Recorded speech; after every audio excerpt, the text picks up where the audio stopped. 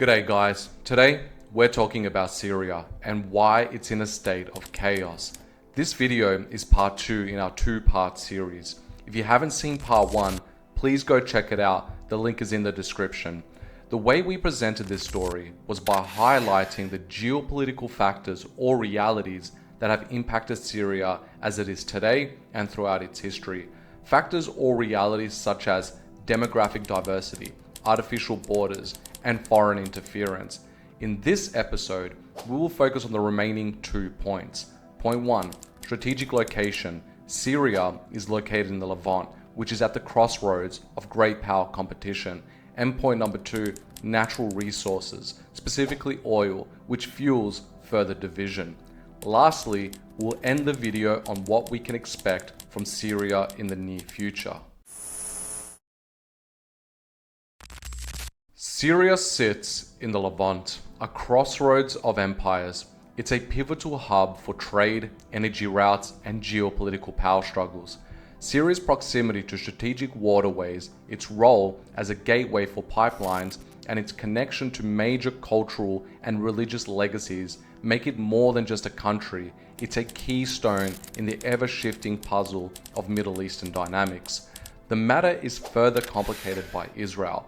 For the United States, Israel's security is paramount, as Israel is for the US and the greater Anglo-Saxon civilization a vital hub for power projection across the Middle East. Any potential threat to Israel's survival needs to be dealt with. So Syria has to deal with not only being in a vital strategic location, it also has to contend with an aggressive Israel and the Anglo-Saxon world who stands behind it. So the odds are stacked against Syria. In addition to this, if we were to zoom out just a little bit, there was also a plan to build a gas pipeline from Qatar to Turkey, typically called the Qatar-Turkey pipeline. It was supported by the Gulf states as well as the United States. It didn't have an official project name yet, as it never moved beyond the proposal stage, largely due to Syria's pushback. Now, it's important to note that geopolitics is a game that lasts years, decades, and sometimes even centuries. Global events that seemingly have no connection to one another are often intertwined. The Qatar-Turkey pipeline was meant to enable Europe to diversify its energy resources away from Russia. It was supposed to be the Anglo-Saxon answer to the Nord Stream pipelines being built by Germany and Russia. I've explained in my Russian invasion of Ukraine unprovoked video that the expansion of NATO was a direct provocation to the Russian Federation, and war was almost inevitable. In order to have the Europeans fully committed to the war in Ukraine and have them impacted minimally by it, the US tried to ensure Europe had alternatives to Russian gas, which would have resulted in weakening Russia's leverage over Europe. The only thing stopping this project was Bashar al-Assad. If you're interested, I could do a dedicated video as to why Russia in fact entered Syria and how it ties to Ukraine.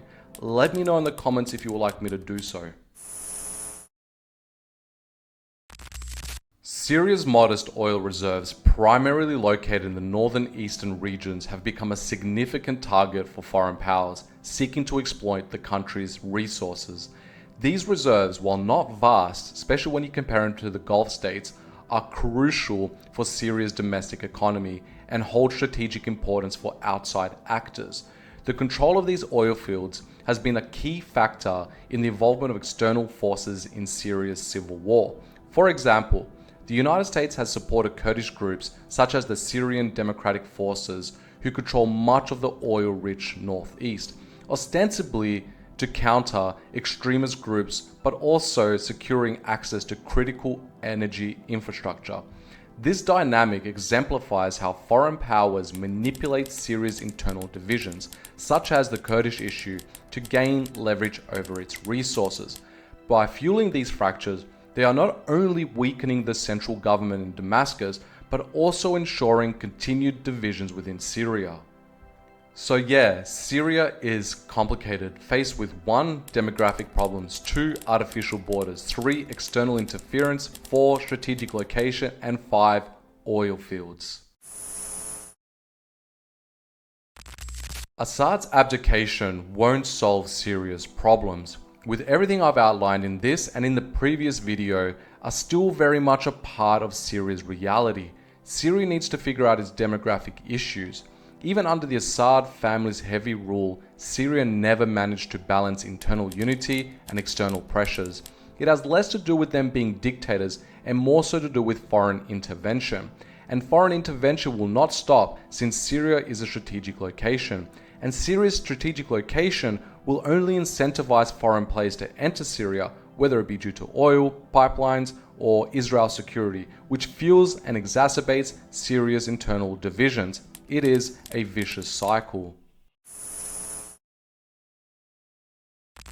Syria's story is a tale of how certain geopolitical realities can devastate nations. From arbitrary borders to foreign interventions, Syria's fate has been shaped by forces far beyond its control. For many, a fractured Syria isn't a failure, it's a calculated success. Therefore, her fortunes are unlikely to change with HTS now in power. If anything, the realities that have shaped Syria's struggles will be aggravated. A terrorist organization like HTS, who has no experience in statecraft, is an unlikely candidate to bring the much needed stability Syria needs. Its strategic location will continue to make it a battleground for competing powers, making unity and stability a goal even harder to achieve. The country's wealth in natural resources, particularly oil, ensures it remains entangled in the geopolitics of energy, where pipeline politics and foreign agendas dominate the landscape. These dynamics make Syria not only a prize, but also a pawn in the games of great powers, ensuring external interference remains a constant and instability guaranteed.